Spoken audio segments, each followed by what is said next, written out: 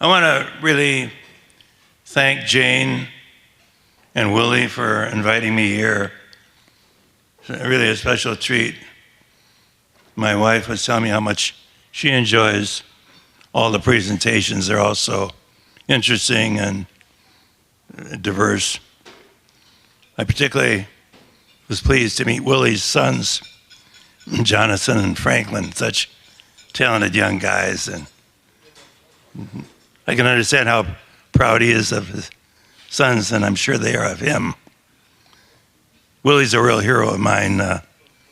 He was one of the first people that came to mind when I first started writing about climate and energy and a lot of this stuff.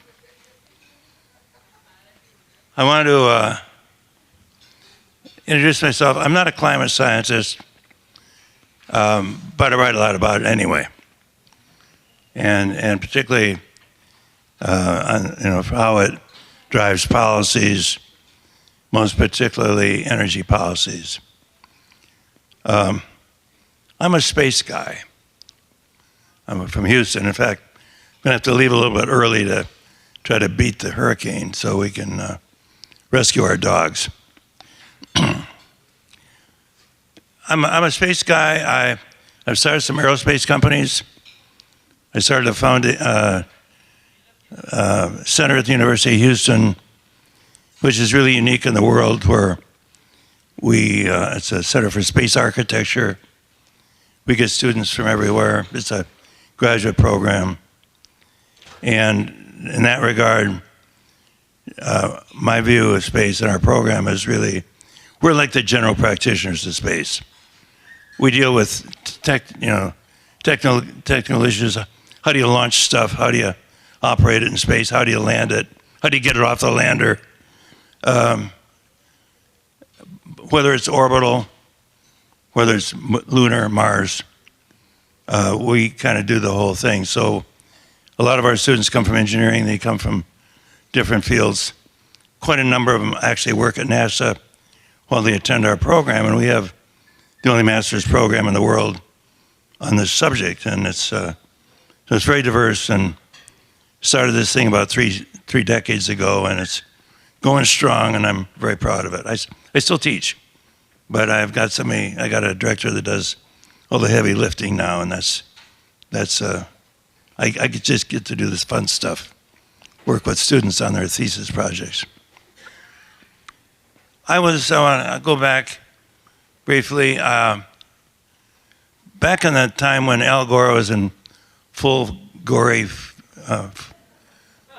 fame, sort of parallel to that, I had a visitor to my center at the university, and his name was Fred Singer, and maybe some of you people are familiar with him. And Fred, what a marvelous guy, astrophysicist. He was founder of the U.S. Weather Satellite Service, and if his rocket experiment hadn't exploded, it would have been the Singer belts rather than the Van Allen belts. And Fred was visiting my office on a subject of interest to, actually, I think only three of us thought about it, and one was Buzz Aldrin, who I wrote a book with last year. But Buzz and Fred and I had this notion that maybe before we do human missions to Mars, it would be good to have a way station really stage it from one of the moons of Mars, Phobos.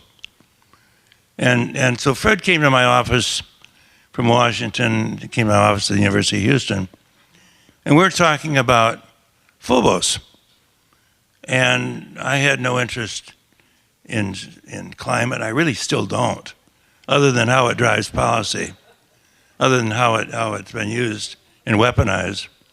And I claim to know a little bit about it, the science, and a lot of it isn't very good. But we were talking about Phobos and that kind of stuff, and in the course of conversation, Fred said to me, our satellites aren't showing a hot spot, like warming over the tropical troposphere that was predicted in the models. And that kind of idea kind of wandered off. I wasn't thinking about climate or tropospheres and so on. I was thinking about something else. My wife says I always am thinking about something else. And it wasn't until possibly about a year later, I got this cockamamie notion that maybe there's something we could learn about climate from spaceship Earth that we could apply to life support systems for habitats. It was a dumb idea then, it's a dumb idea now, because we realize that climate's really, really complex. It's really complex stuff, and it's not linear, and it's got all these moving parts, and they move on different time schedules of hundreds of thousands of years to decades for a lot of reasons. So I rapidly discovered that we're not going to use climate to model any life support systems for dumbass space stations anytime soon, because the stuff we do is really simple chemical kind of stuff.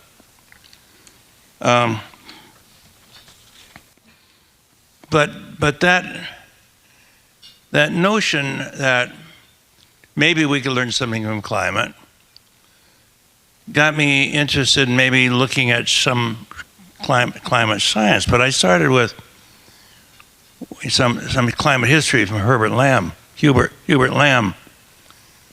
that cause you wonder, well,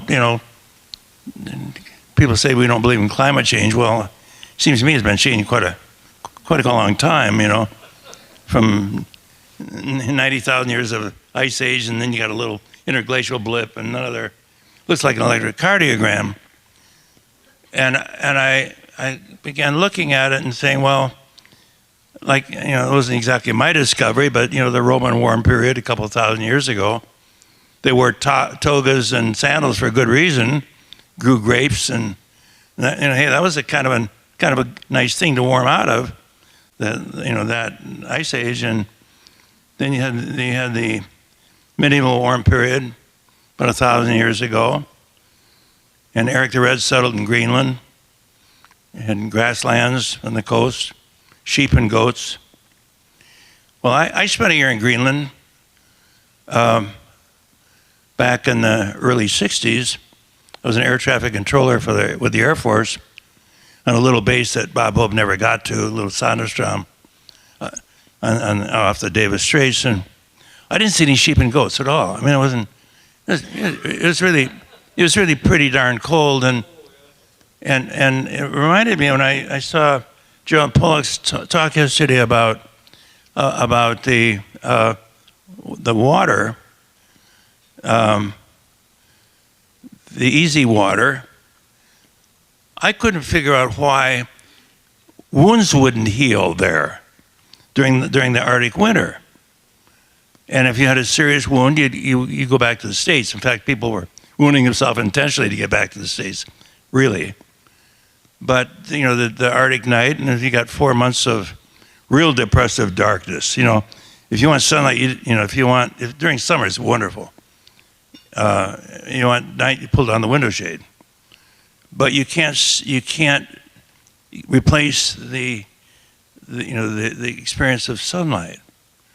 And I got thinking from the talk yesterday, I thought, well, this is anecdotal, but maybe there's something to this easy water where you're deprived of sunlight, and wounds don't heal very rapidly.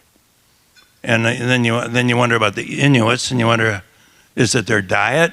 How do they survive? And is it their maritime diet, or what is it? And it just opens up a lot of chains of inquiry. Then we had the little ice age, of course, that Michael Mann lost somehow in his studies, and it sort of went away somehow, disappeared, except if you lived through it during 1350 to around 1850. And then towards the tail end of that, we had Washington at Valley Forge in 1777, and Napoleon leaving Moscow in 1812. It was kind of marked the end of that period in a lot of areas. And then you look at some of these shorter spans, and back in the 30s, I was born in. I'm a little older than Al Gore. I'm hopefully doing a little better. I mean, Biden rather. I hope I'm doing a little bit better than he is. But I was born in 1938. It was a very warm year. The temperatures around in the mid 30s and early 40s were really very warm. And funny thing happened. Climate started cooling in mid 40s. Well, isn't that interesting? Didn't the war end then? Seems like that was the end of the World War II. And didn't we put a whole lot of carbon dioxide in the atmosphere? Not we. I really didn't. I wasn't fighting in that World War II. I have to admit that. But we had Japan, we had Germany, we had the U.S., we had all these countries dumping all this wartime carbon dioxide in the atmosphere. Funny thing happened. It cooled for fits and starts, like Fred Singer used to talk about. Climate's was cooling, in fits and starts for until for 3 decades, and depending on where you start the calendar, that's a climate cycle, right? 30 years. I mean, I don't know that number means much, but it's if we want to follow the tradition, it cooled for a climate cycle. And then remember the New York Times, galloping glaciers are going to swallow New York City, and the next ice age is coming, and oh my God, we have a climate crisis. And everybody was saying, what it must have been, because all the great scientific community was saying, hey, we have a climate crisis. Then another marvelous change happened.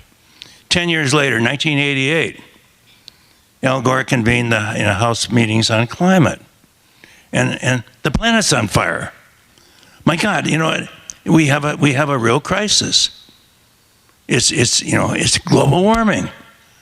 Why? Well, it must be carbon dioxide. Let's create the IPCC. We got to get to the bottom of this carbon dioxide stuff, because Exxon and Enron had made a lot of money on sulfur dioxide credit when we had the acid rain dilemma, and that was killing pine trees. Except after we spent $500 million on it, you ever hear what happened to that study? Well, it wasn't real. There was no crisis, and it just went away. It just poof, acid rain went away. And they had a chance to make a killing on carbon dioxide, and so they pushed that, and so we got to pass the Kyoto Protocol. I mean, the problem is these unfairly prosperous countries need to redistribute wealth to those that don't have money. So it's energy. Let's go after the energy. Let's redistribute the wealth. And we have the IPCC, and we have this scam. All of a sudden, we need to redistribute wealth.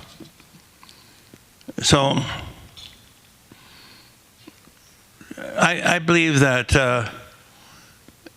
as I looked at these connections between agendas and crises and media hype, and I put together a lot. I'm very compulsive. I put together a lot of information on it, just out of curiosity, and it evolved into a book. My first book was Climate of Corruption: Politics and Power Behind the Global Warming Hoax. And I dedicated to Al Gore. I thought he deserved credit. I said, dedicated to Al Gore, whose invention of the internet made this book possible, and whose invention of facts made it necessary. And at the time, a lot of us were really outliers, and Willie and so many others were really fighting the war. Willie got more arrows in his back than any of us. How you emerged standing after all the withering stuff you had to go through is just remarkable. But I began writing for Forbes, and I wrote a few hundred articles for them, not exclusively on energy and climate, but that was an interesting thing. And again, the influence on energy policy was something that really got my attention more than perhaps anything else. And as I kind of mentioned before, a lot of space guys are interested in complex systems, and I don't think there's anything more complex than a climate system. And because it operates on all these different 100,000-year cycles and 1,000-year cycles and decadal cycles and so on. And you got the oceans and you got all this other stuff going on. And so it's a really complex system. It's not linear. And I found that a lot of other people were interested in this. And I have a lot of friends from, a lot of the Apollo guys, I probably knew half of them, were really, a lot of them got really interested in this as well. We lost Walt Cunningham. I guess I lose track of time, maybe over a year ago. A wonderful man, Apollo 7, big climate guy. But one of the guys that really, you may not know that was really a climate guy was Burt Rutan, one of the most famous, most accomplished aviation engineer, designer in modern history. He designed the Voyager, the first aircraft that flew on fuel, around the world without refueling, and Spaceship One that went to the edge of space and so on. Bert's I don't use the word line. He's a genius, and he put together a huge amount of money of information on climate science. Very passionate about it. Probably as passionate about it as he was about aviation, although maybe that's a stretch. There were also people within the ranks, within the group, within the climate community.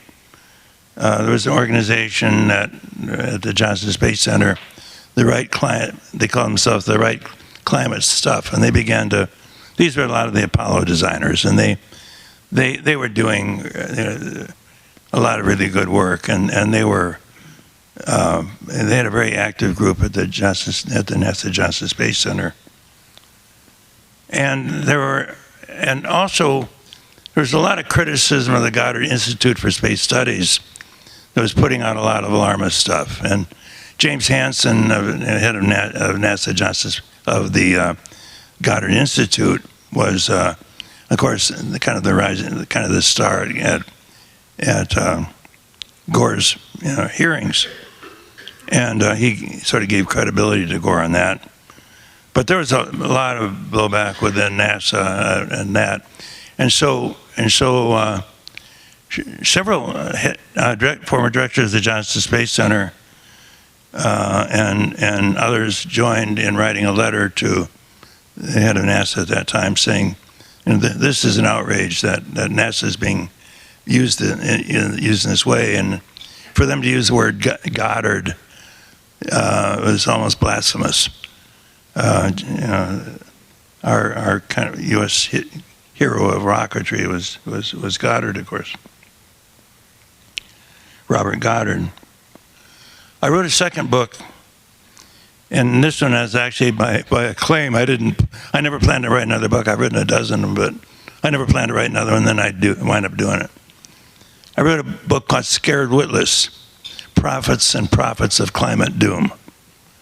And it was dedicated to Fred Singer and others. And in that book, it reiterated what I thought were a lot of the agendas that I had identified in the first book. Why they say, well, why is all this stuff happening? And I very briefly, I look at it on different levels. One is the global level. Of course, we heard about the wealth redistribution of the IPCC. I'll get back more to that later. But then we Agenda 21 that Craig Rucker talked about, and all these and kind of plans, and they're in writing. I mean, there's no secrecy about any of them. So we see that on the global level, these large-scale agendas, we see them very active today. We see agendas that have to do with our federal bureaucracy, U.S., with it takes many forms. A lot of them are centered around green energy subsidies and the rent-sinking wind and solar energy, companies, and the ESG movement and BlackRock and so on. I'll mention some of those things later too. And that's the revolving door between EPA and NSF and academic organizations and so on, which we found through ClimateGate really control a lot of the who gets published and vetted, and it's a palimony review system. So that of course involves the universities and the NSF and the controlling of who gets funded and who's going to find the next dead polar bear to support these agendas. And it's a big deal and so many people here can talk about that much more effectively than I can. I've never gotten a nickel out of this stuff. I have no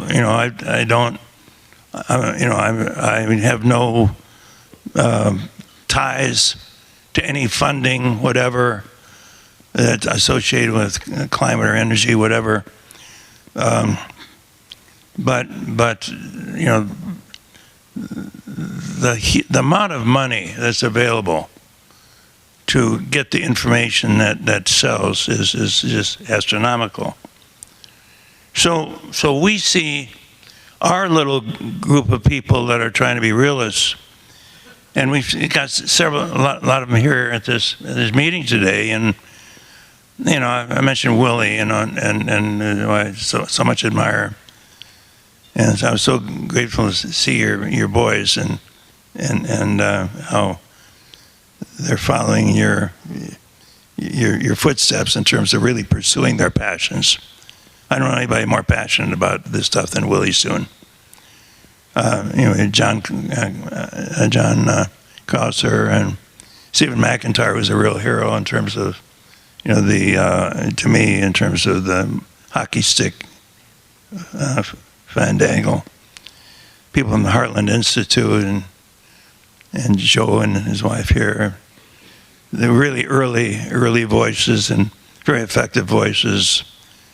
The CFAC and Craig and Judicial Watch, but there's just small voices in the wilderness. And there was a lot of there's been a lot of pushback. The ClimateGate cabal came after me, and Kevin Tredenberth and Mann and so on.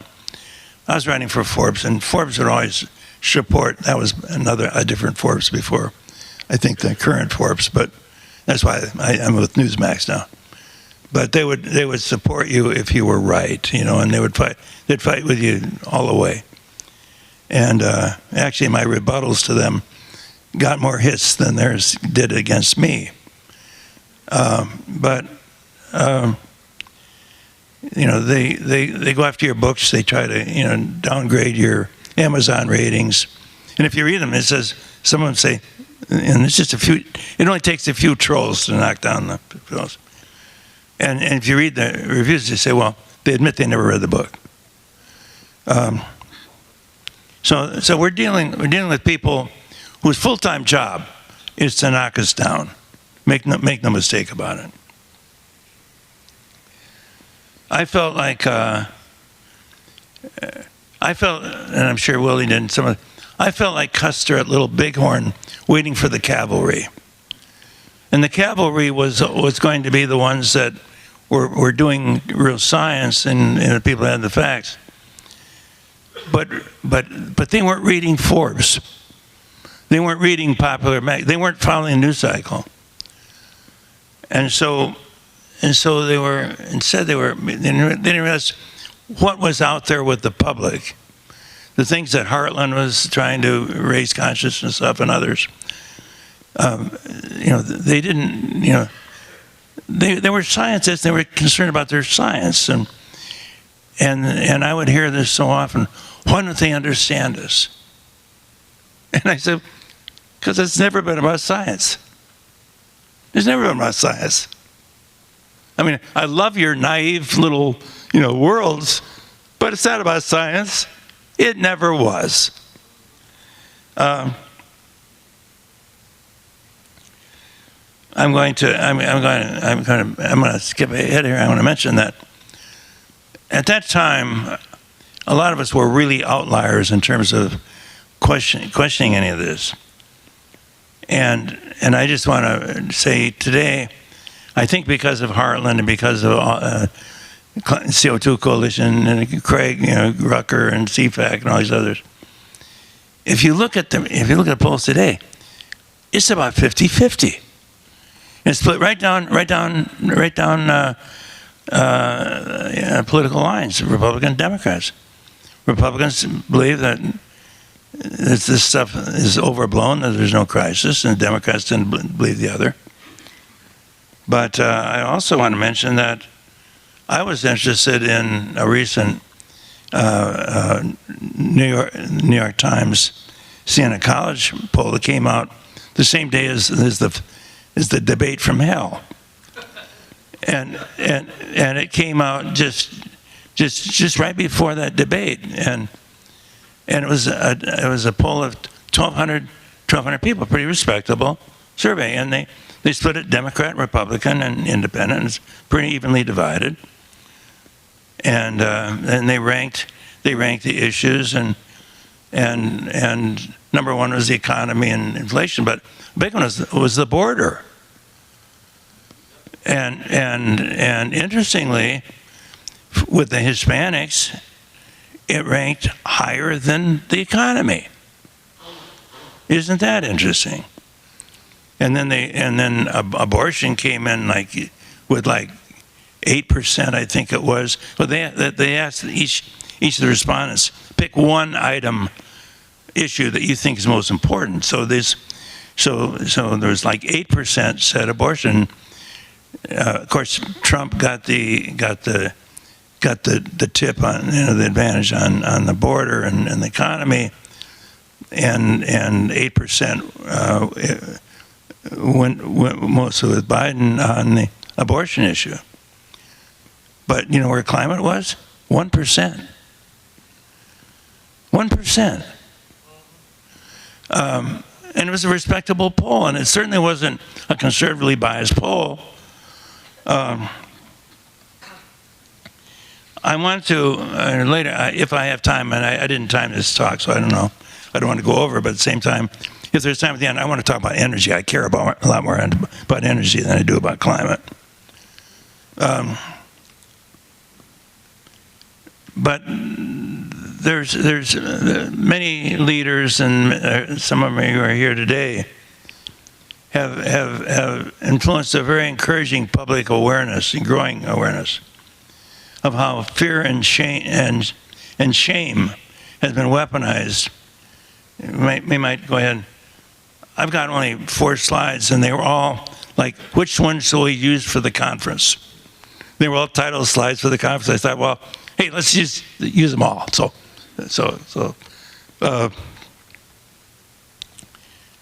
But the title is how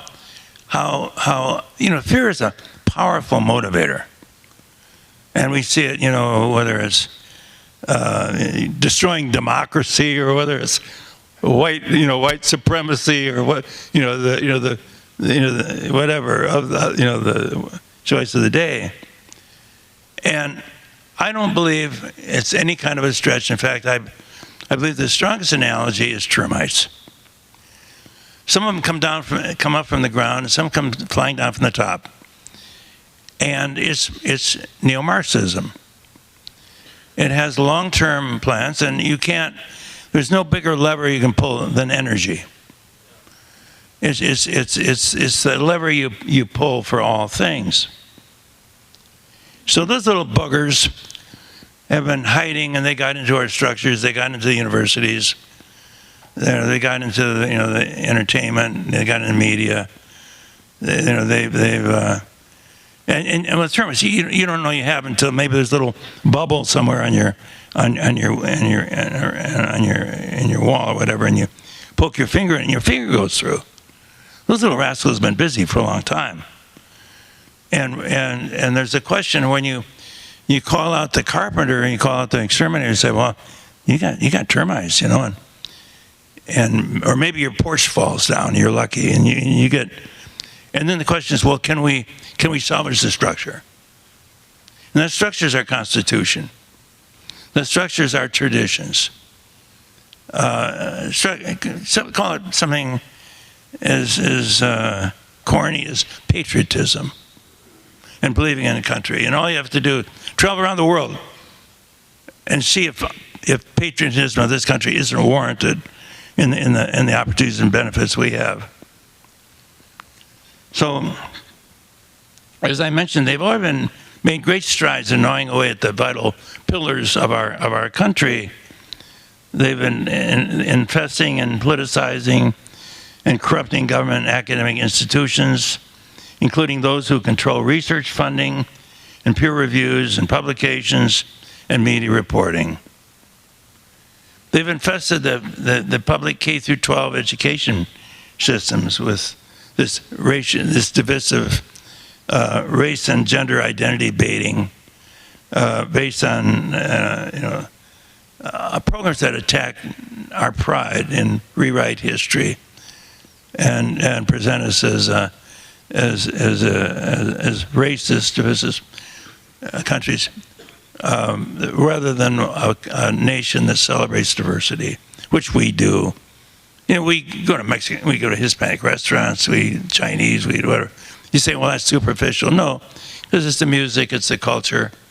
I'm proud to live in Houston. I think some of our best citizens, bar none, are the Hispanic community in Houston, and you see the same with Chinese, others, Chinese families and so on that instill real ethics and family values into their families, and that's why they're against the border invasion, because they believe in America more than anyone as much as anyone I know.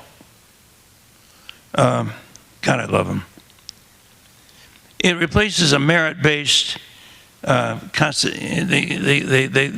equity term, this little termite term called equity, instead of which everybody gets the fair share and to divide the pot equally, rather than a merit-based system where that incentivizes. And I spent a lot of time over to the Russian space program, and I was just appalled when I first went there. And the Russian scientists are fantastic, but the work ethic among the community was terrible. We pretend to work and you pretend to pay us. And what it did to demoralize, and the alcoholism and stuff I saw in Russia, I've been there a dozen times. And I watched what happened. I was one of the first Americans they invited over to meet with the heads of the Russian space program after the Soviet Union collapsed. And so I saw it from the ground up.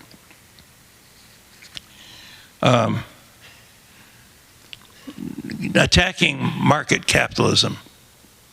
Again, when I was in Russia, they couldn't build an automobile with a dam. And this little ring road around Moscow, all the cars were broken now because they didn't know how to build tires. And so on. And here's a country, here's a nation that gave us the Bolshoi, and gave us Stravinsky, and gave us cultural poetry and so on, that couldn't build an automobile. They could, but there was no incentive. Going back in time, founding around when the IPCC was first organized to put the finger on carbon dioxide, and they began to hold conferences. I'm gonna give some quotes. There the climate minister of Canada, Minister of the Environment, told editors of the Calgary Herald, quote, "No matter if the science of global warming is all phony, climate change provides the greatest opportunity to bring about justice and equality in the world." Equity, right? Maurice Strong, who organized the UN Earth Climate Summit of 1992 in Rio de Janeiro, Brazil, revealed the real goal. He said, I'm quoting now Maurice Strong, "We may get to the point where the only way of serving the world will be for industrialized civilization to collapse." In 1996, former Soviet Union President Mikhail Gorbachev emphasized the importance of using climate alarmism to advance social Marxist objectives. This is quoting him. He said, "The threat of the environmental crisis will be the international disaster key to unlock the new world order." Speaking at the 2000 UN Conference on Climate Change in The Hague, former President Jacques Chirac of France explained why the IPCC's climate initiative supported a key Western European Kyoto Protocol objective. Quote, "For the first time, humanity is instituting a genuine instrument of global governance, one that should find a place within the World Environmental Organization, which France and the European Union would like to see established." These are in their own words. IPCC official Otmar Edenhofer, speaking in November 2010, advised that, quote, "One has to free oneself from the illusion that international climate policy is environmental policy. Instead, climate change policy is about how we redistribute de facto the world's wealth." Kevin Trenberth, he doesn't like me. I don't know why. I'm really, when you get to know me, I'm warm and fuzzy.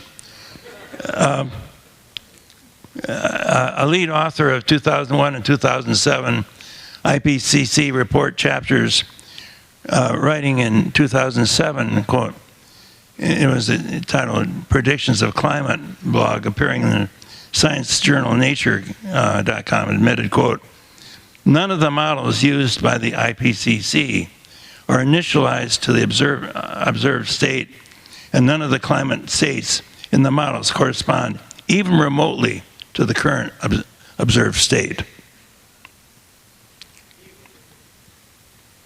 Fast forward now to neo-Marxist socialist AOC, co-sponsor of the so-called Green New Deal.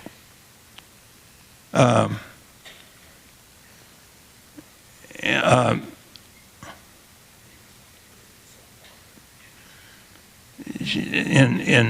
she was really saying that millennials and Generation Z and all these folks that came up after us looking up and we're like, the world is going to end in 12 years if we don't address climate change. So we had another 12 years after several other 12 years that never quite materialized. But going to her former chief of staff, he was talking to the Washington governor's, state of Washington governor's key climate director, announced a very different goal that AOC had. He said, and this is quoting AOC's spokesman at the time, "The interesting thing about the Green New Deal is it wasn't originally a climate thing at all.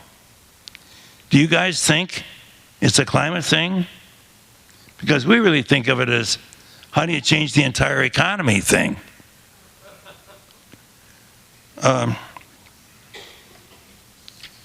America's entire constitutional structure came very, I want you to think about this. I want this to resonate.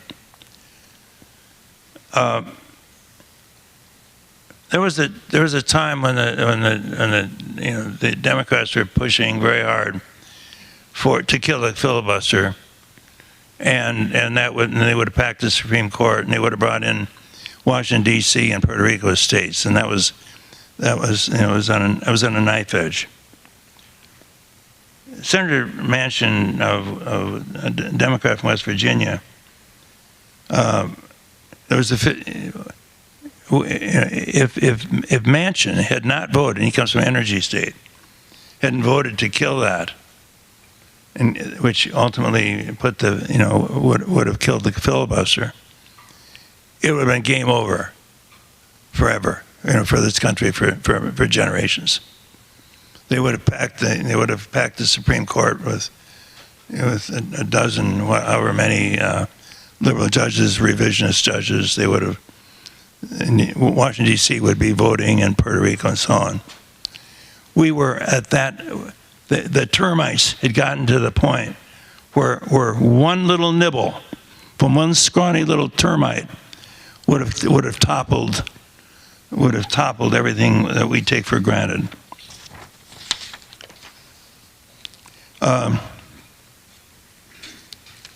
Doing so prevented his party by simple majority from granting statehood to Washington D.C., Puerto Rico, packing the court, allowing the executive branch to dictate legislative prerogatives through unchecked executive orders, regulatory mandates, and thereby yielding progressives full control of America's democratic republic as we know it.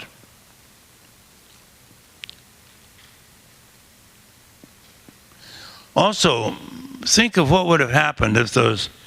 Think of the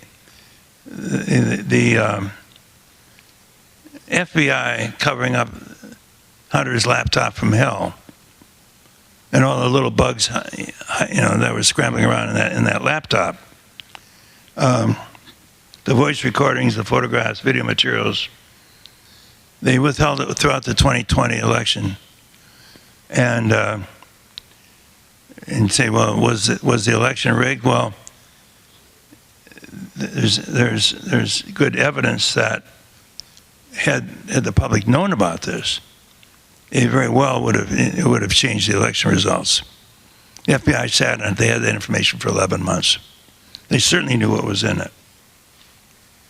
At the request of the then candidate Joe Biden's top presidential campaign advisor, Anthony Blinken, who's now Secretary of State, is a campaign advisor who organized the letter from 51 intel officials to disclaim the laptop as being Russian disinformation.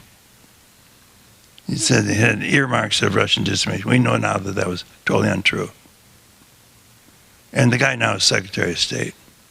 He was also head of the Biden Institute Foundation, where they found these classified documents, incidentally, that had been rerouted through Chinatown, California, San Francisco, or I guess it was Los Angeles. But if the laptop had been exposed, 47% of those who knew about it would have voted the other way. I mentioned how the word equity has replaced equality in the Constitution. I mean, as equality of opportunities. What the Constitution says is we hold these truths to be self-evident, that all men are created equal, that they are endowed by their Creator with certain unalienable rights, that among these are life, liberty, and pursuit of happiness. Differences between equity and equality are fundamental and crucial. Differences between assuring equal opportunities and equal outcomes, between equal treatment under the law and fingers on the scales of justice, between unabashedly and unbiasedly judging people's behaviors and achievements as individuals or as stereotypically as members of groups, between rewarding those who strive for achievements and those who don't, Driven by false equity claims, environmental and social guidance for the ESG has come to exert unilateral preeminence over vast aspects of our lives, including the forms of energy we use, the cars we drive, countless other decisions. In short, ESG operates through economic and political leverage over insanely powerful government agencies, institutions, lobbies, and corporations that purport to know and champion our best interests. In addition to hurting consumers with higher prices, ESG is driving the U.S. energy supply chain to China, to the Congo for these rare earth materials necessary for electric vehicles, and other countries with horrible environmental and human labor practices on the backs of American pension holders and other investors who are paying the freight.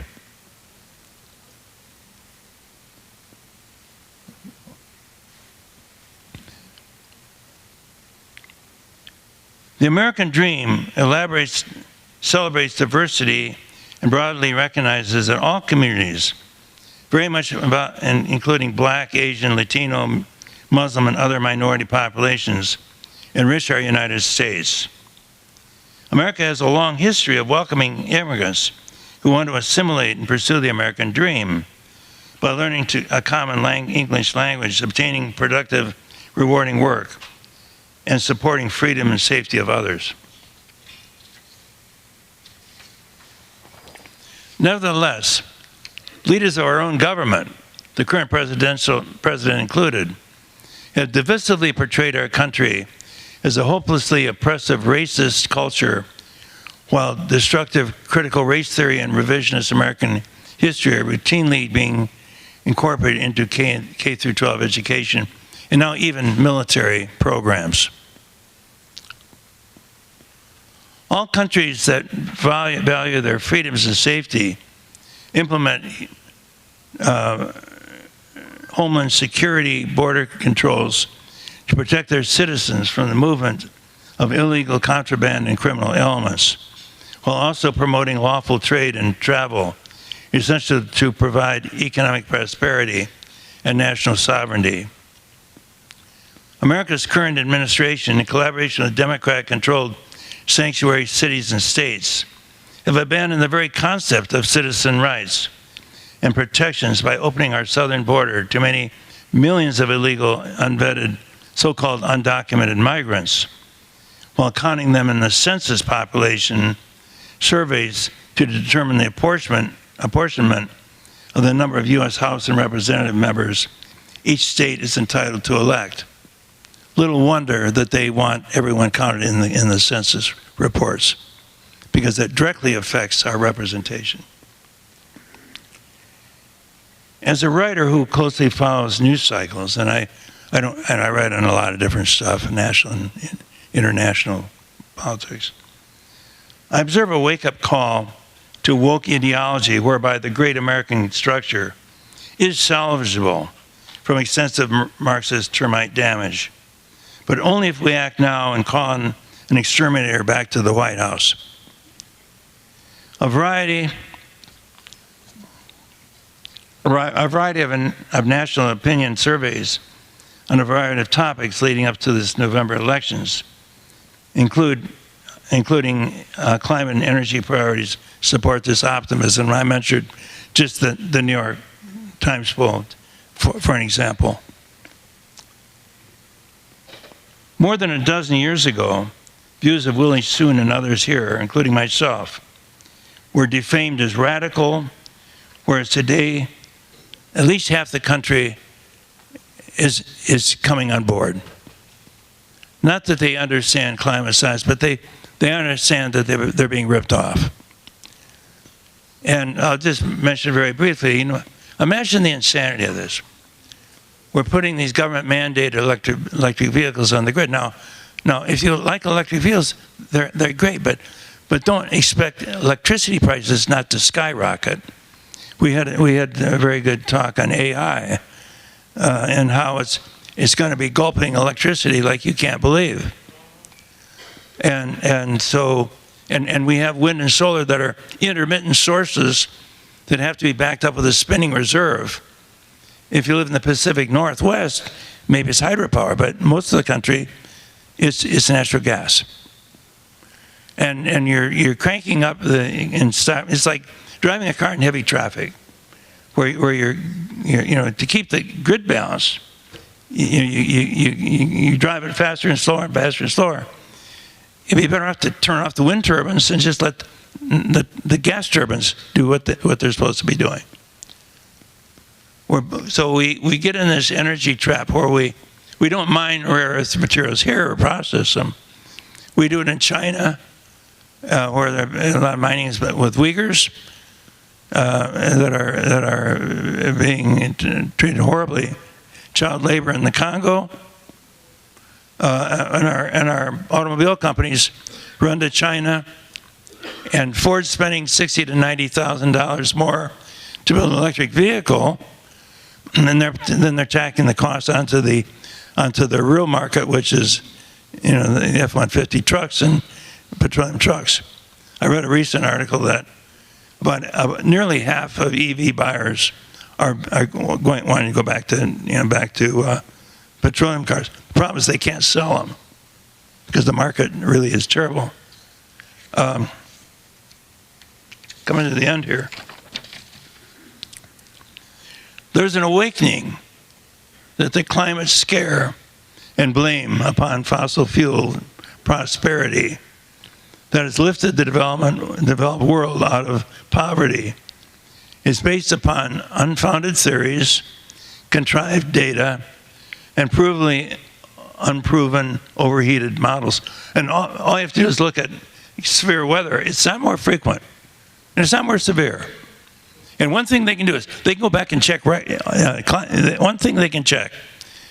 We're going back to a storm in Houston, but if the storm that had killed 12,000 people in Galveston at the turn of 1900 had hit Galveston today, think of what the casualty rate would be, because people have moved towards the coast.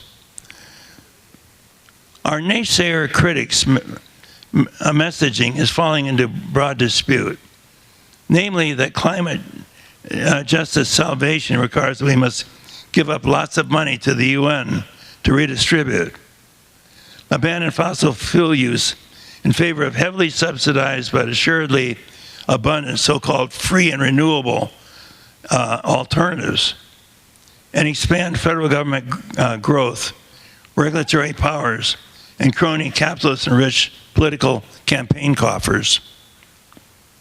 And yes, it is way past time to realize that none of this is really about protecting the planet from man-made climate change. It never was. Thank you.